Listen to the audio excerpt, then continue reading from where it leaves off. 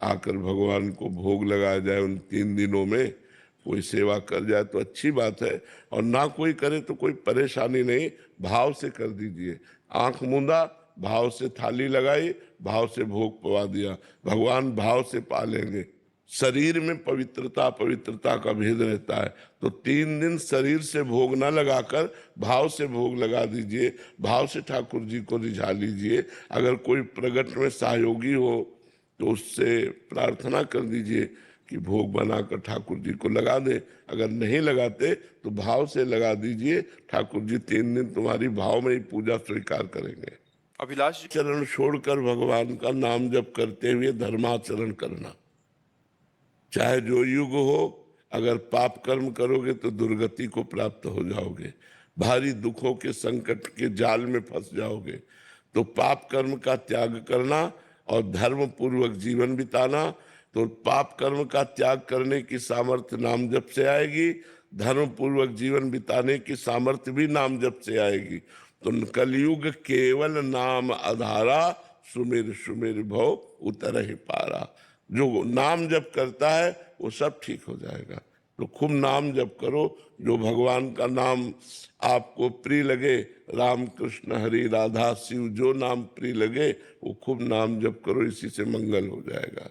गुरुदेव, मेरे इसमें एक प्रश्न है। हम बिना दीक्षा लिए सिर्फ राधा राधा नाम जप कर तो कहीं से सुना ना? नहीं कुछ पहुंच सकते हैं नहीं, कहीं से सुना ना? कहाँ से सुना? मुख से गुरु। तो आप क्या मानते हो? क्या इसे गुरु मंत्र नहीं मानते हो? गुरु मुख से निकला हुआ नाम, नाम दीक्षा तो हो गई ना, तो इससे भगवत प्राप्ति हो जाएगी। आप चिंता ना करो। हम कहीं से भी नाम सुनते हैं तो किसी संत के मुख से सुनते हैं, हम उसी संत को गुरु मान लेते हैं और नाम जप करते हैं तो भगवत प्राप्ति हो जाएगी, इसमें कोई संशय नहीं। प्रभात तिवारी जी, राधे राधे महाराज जी। महाराज जी, क्या पूर्वजों की गलतियों की सजा हमको भी भुगतनी पड़ती है? हो सकता है, अगर हमारा कर्म संस्कार जुड़ा हुआ है तो हमें भोगना पड़ सकता है। जैसे पुत्र की गलती पिता और बाबा को भी भोगनी पड़ सकती है। वो कोई ऐसा कार्य करे जिससे उसके परिवार को पूरे को दंड मिल सकता है, सताया जा सकता है। कहाँ है बोलो? दंड दिया जा सकता है। ऐसे ही बाप बाबा का कर्जा या कोई दुश्मनी या कोई ऐसे कार्य जिनको नाती को भी भोगना पड़ सकता है, पौत्र को भी भोगना पड़ सकता है, क्योंकि हमारा संबंध है। संबंध से कर्मों का संबंध होता है और कर्मों को फिर भोगना होता है। अब मान लो बाप बाबा की दुश्मनी है, उसमें तुम्हें कष्ट दिया जाए, आप दुश्मनी नहीं करते, आप सबसे हाथ जोड़ के रहते, लेकिन बाप बाबा की फैलाई हुई दुश्मनी है।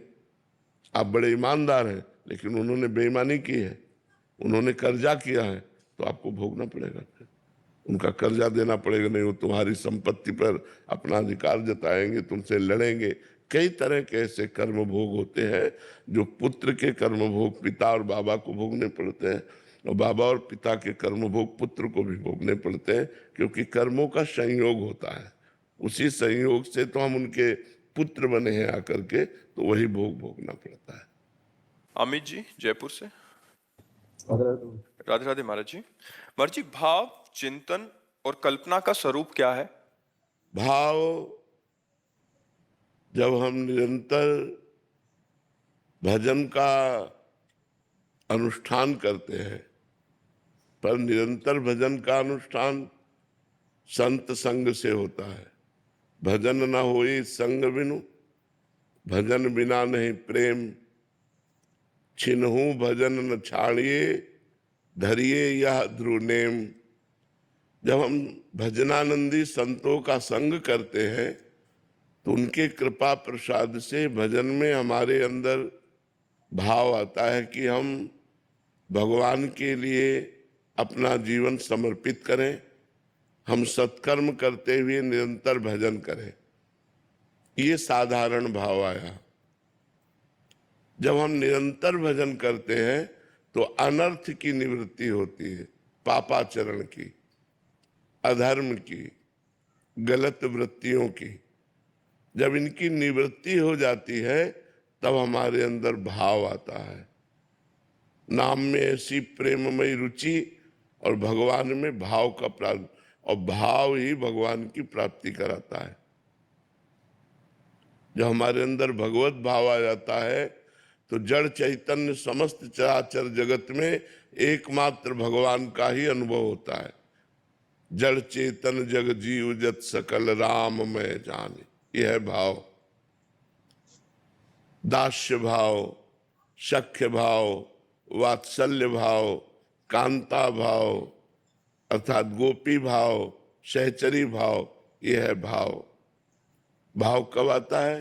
पहले साधु संग, भजन में हमारे अंदर भावना आना कि हमारा प्रतिक्षण भजन हो, अनर्थ की निवृत्ति, फिर भजन में गाढ़ रुचि, फिर भगवत भाव, फिर भगवत प्रेम, भगवत प्राप्ति, ये क्रम है।